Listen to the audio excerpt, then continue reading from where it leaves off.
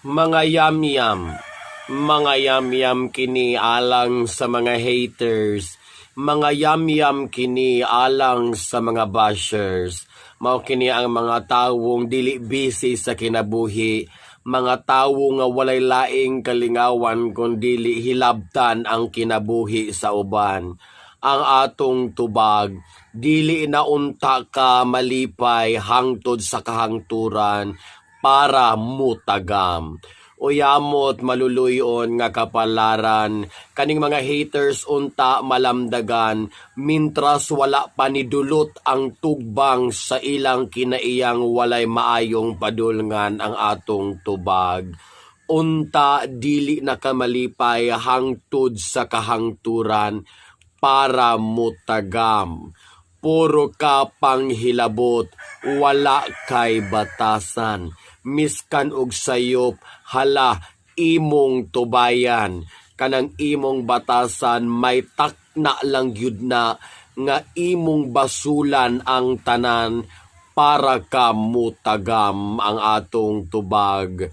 Unta dili na ka malipay hangtod sa kahangturan, para mutagam. Imong pagkahilabtanon, walay utlanan. Imong pagkasuyaan, walay tinubdan. Ang imo lang gusto, malipay ka nga ang uban magsubo tungod kanimo.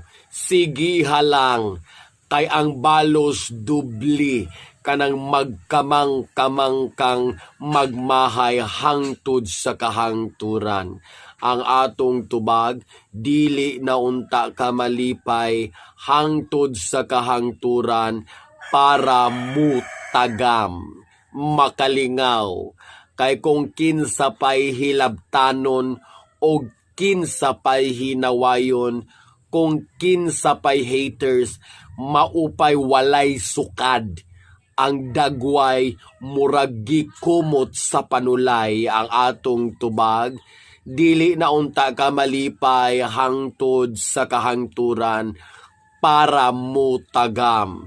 Akong Osbon, padayon lang sa imong mga nega nga mga reaksyon sa mga video nga imong makitaan. Padayon lang sa imong comment nga nagpaila nga wala kay insaktong iniskwilahan ug ikaw ang kinabutulan.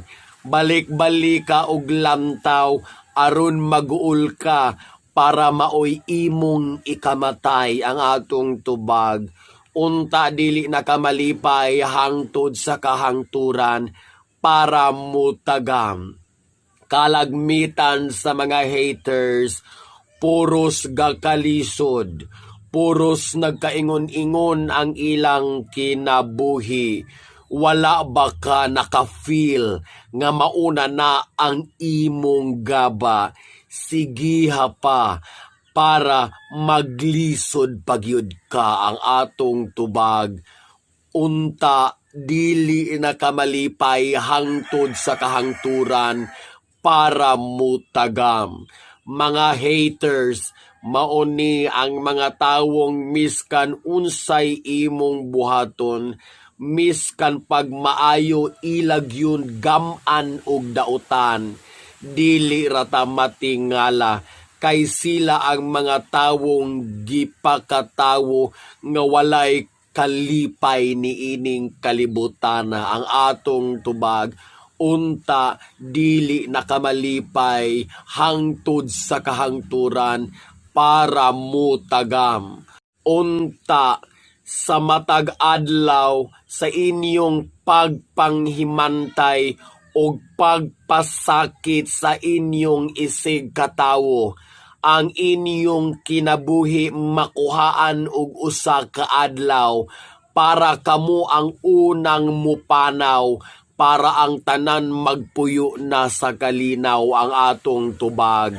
Unta dili nakamalipay hangtod sa kahangturan, para mutagam.